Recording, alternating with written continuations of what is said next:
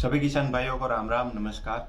आज हम लोग बात करेंगे एनडीआरआई करनाल में वैज्ञानिकों ने जो काफ़ी अच्छी सफलता उन्हें हाथ लगी है वो ये कि उन्होंने गिर गाय की नस्ल यानी कि भारतीय देसी नस्ल के ऊपर उन्होंने काम किया है और उन्होंने पहली बार भारतीय देसी नस्ल का जो क्लोन है वो उन्होंने तैयार किया है। अब ये क्लोन क्या होता है, इससे किसी किसान को क्या फ़ायदा हो सकता है, वो सारी डिटेल्स जो है वो मैं आपको आगे शेयर करूँगा, तो वीडियो को जो है वो अंत तक ज़रूर देखिएगा।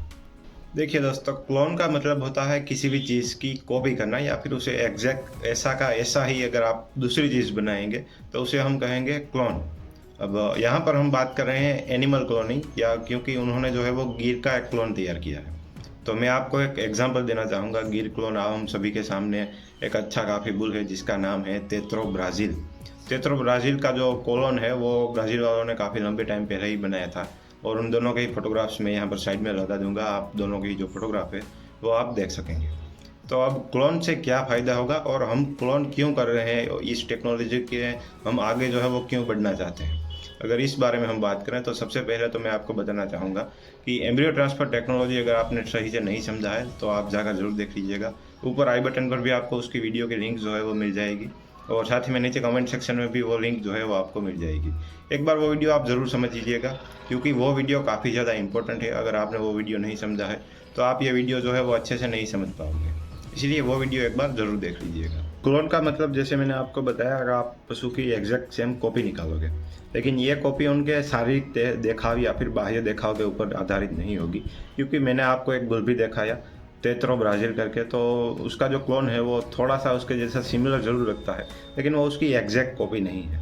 इसीलिए अगर बाह्य शरीर के बारे में हम बात करें तो वो एग्जैक्ट कॉपी नहीं होगा, लेकिन वो क्लोन होगा उसके जेनेटिक मेकअप का, यानी कि उसका जो जेनेटिक मेकअप है, उसका डीएनए है वो 100% सेम होगा जिससे कि आप उसको क्लोन बना रहे हैं। तो ये एक चीज़ है जो कि आपको खास ध्यान देनी है। अगर उसका बाह्य दिखाव अलग दिख रहा है तो भी कोई बात नहीं है, लेकिन उसका जो जेनेटिक मेकअप है वो बहुत ज़्यादा ज़रूरी है और वो ही 100% उसके जैसा ही होगा जिससे हम वो क्लोन बना रहे हैं। तो अब जानते हैं कि वैज्ञानिकों ने एनिमल क्लोनिंग किस प्रकार से किया है और उसकी जो सामान्य प्रोसीजर है, जो नॉर्मल प्रोसीजर है, वो मैं आप सभी को यहाँ पर बताने की कोशिश करूँगा और आसान भाषा काफ़ी रखूँगा ताकि हर कोई जो है वो उसे समझ पाए। तो सबसे पहले तो जो मैं चीज़ आपको बताना चाहूँगा वो ये कि क्लोनिंग को एसेक्सुअल रिप्रोडक्शन भी बोला जाता है, क्योंकि हमें यहाँ पर सिर्फ और सिर्फ मादा पशु यानी कि गाय का जो स्त्री बीज है या फिर आप इंग्लिश में उसे ओवम भी कह सकते हैं, तो हमें सिर्फ और सिर्फ उसके ओवम की ज़रूरत पड़ती है। हमें यहाँ पर बुल से स्पर्म या फिर सीमेन की ज़रूरत नहीं पड़ती है, लेकिन फिर भी हम बच्चा बना रहे हैं, तो इसीलिए इसे जो है वो एसेक्सुअल रिप्रोडक्शन भी बोला जाता है। अब बात करते हैं कि बिना स्पर्म के, बिना सीमेन के हम एम्ब्रियो कैसे बना सकते हैं। तो देखिए, जो ओवम या फिर स्त्री बीज हम कलेक्ट करते हैं गाय से, तो एम्ब्रियो ट्रांसफर में भी हम कलेक्ट करते हैं, इसमें भी हम कलेक्ट कर लेंगे। और ओवम के बीच में एक छोटा सा हिस्सा होता है जिसे हम इंग्लिश में अगर बात करें तो इसे हम न्यूक्लियस भी कह सकते हैं, और अगर हिंदी में बात करें तो कोश केंद्र आप उसे बोल सकते हैं। तो उस कोश केंद्र को जो है वो स्त्री बीज से निकाल दिया जाता है और वहाँ पर जो खाली जगह बचती है उसमें हम लोग सोमेटिक सेल का ट्रांसफ़र कर देंगे और वो जो सोमेटिक सेल है वो उसके साथ में फ्यूज़ हो जाएगा। हम उसे फ्यूज़ करवाएंगे, दूसरी कई सारी टेक्निक्स है कैसे उसे फ्यूज़ करते हैं, लेकिन हम जो है वो इतना ज़्यादा डीप में नहीं जाएंगे क्योंकि हमें तो क्लोनिंग करना नहीं है, हम बस सिर्फ जो टेक्नोलॉजी है उसे समझने का पूरा प्रयास करने जा रहे हैं। तो उसे जो है वो वहाँ पर सोमेटिक सेल को फ्यूज़ कर दिया जाता है ओवरी के साथ, जहाँ पर हमने जो है वो ओवरी का न्यूक्लियस यानी कि कोश केंद्र निकाल दिया था। अब जो हमारे पास कोश बचता है ओवरी, जिसमें कि बीच में है सोमेटिक सेल, तो इसे जो है वो पेट्री डिश में रखकर उसे जो है वो लेबोरेटरी में कुछ दिनों के लिए जो है वो संभाला जाता है और इससे जो है वो काफ़ी सारे सेल उसमें ग्रोथ होना स्टार्ट हो जाएंगे आसपास में,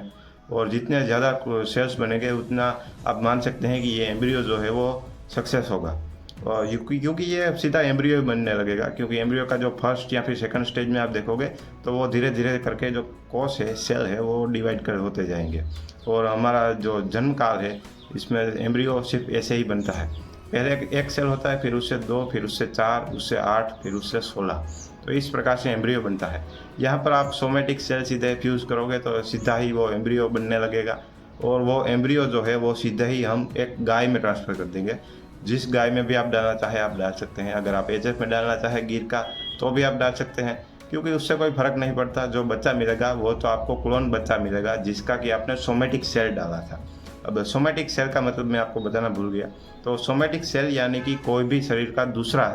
कोष जो कि रिप्रोडक्शन या फिर उसका जो रिप्रोडक्टिव सिस्टम है उसका हिस्सा ना हो। उसमें आप स्किन भी ले सकते हैं या फिर कोई भी दूसरा सेल आप ले सकते हैं। तो इस तरीके से बनता है हमारा एनिमल क्लोन।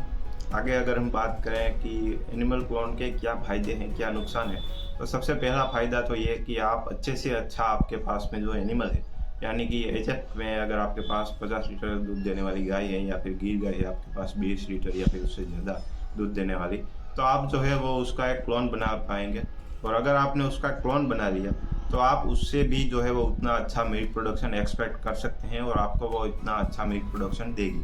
अब गाय जो है वो हम यहाँ पर सिर्फ मिल्क प्रोडक्शन के लिए ही यूज़ करते हैं, बाहर जो है वो मीट के लिए भी यूज़ करते हैं, तो उसमें मीट प्रोडक्शन भी उनको उतना ही मिलेगा। क्लोन का यही सबसे बड़ा फ़ायदा है कि आपको जो है वो प्रोडक्शन जो आप उससे ले रहे हैं, मिल्क हो, मीट हो या फिर कोई दूसरी चीज़ हो, तो वो आपको सिमिलर सा देखने को मिलेगा क्लोन्स के बीच में। अब दूसरा जो फ़ायदा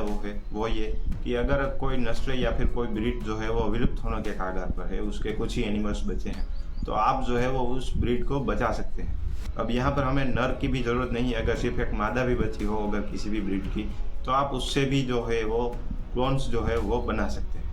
तो ये एक काफ़ी बढ़िया चीज़ है, आप जो है वो विलुप्त होती हुई प्रजातियों को बचा सकते हैं। और हमारी भारतीय देसी नस्लें जो कई सारी हैं जो कि विलुप्त होने के कगार पर है, तो उसे हम बचा सकेंगे इस टेक्नोलॉजी की मदद से। तो अब बात करते हैं कि इसके यानी कि एनिमल क्लोनिंग के नुकसान क्या है। तो सबसे पहला तो इसमें काफ़ी ज़्यादा पैसा और समय की जो है वो हमें चाहिए, क्योंकि अब सरकारी तौर पर अगर इसे करने में 2 साल लगे और एक बार तो उन्हें निष्फलता भी मिली है, जो कि वो साहिवाल के ऊपर काम कर रहे थे, गिर के ऊपर उन्होंने जो है वो सफलता प्राप्त हुई। तो अब नुकसान अगर सबसे पहला हम बात करें तो यही कि पैसा और समय हमें चाहिए होगा, और किसानों तक पहुंचने में तो काफ़ी ज़्यादा समय लग जाएगा, और वो तो सरकार और पशुपालन डिपार्टमेंट के ऊपर आधार रखता है कि वो कितनी जल्दी इसके ऊपर काम करती है। एम्ब्रियो ट्रांसफ़र के ऊपर काम हो रहा है अभी, और हो सकता है आने वाले 5-10 सालों में एम्ब्रियो ट्रांसफ़र जो है वो हर एक किसान तक पहुँच जाए। तो ये काफ़ी अच्छी चीज़ है एम्ब्रियो ट्रांसफ़र के ऊपर। और क्लोनिंग जो है वो हो सकता है आने वाले 10-20 सालों में आप किसानों के पास भी वो शायद फील्ड लेवल पर भी उसे हम जो है वो अप्लाई कर सकें, अगर ऐसी ही तेज़ी के साथ अगर हमारा पशुपालन डिपार्टमेंट काम करता रहा तो। अब पैसा और समय दोनों है आपके पास में, लेकिन फिर भी दूसरा एक नुकसान है इस चीज़ का, वो ये कि यहाँ पर जो है वो आप जेनेटिक वेरिएशन को ख़त्म कर रहे हैं। कुदरत का जो नियम है, जेनेटिक वेरिएशन जितना होना चाहिए उससे बहुत ज़्यादा कम हो जाएगा, क्योंकि आप एक ही जानवर के कॉपीज बना रहे हैं जो जेनेटिक वेरिएशन दोनों का सेम ही है। तो इससे जो है वो आने वाले समय में फ्यूचर में इनब्रीडिंग की जो चांसेस है या फिर जो समस्या है वो बहुत ज़्यादा बढ़ जाएगी। तो ये एक उसका नुकसान जो है वो मैं समझ रहा हूँ कि हो सकता है अगर आप क्लोनिंग काफ़ी बड़े लेवल पे करें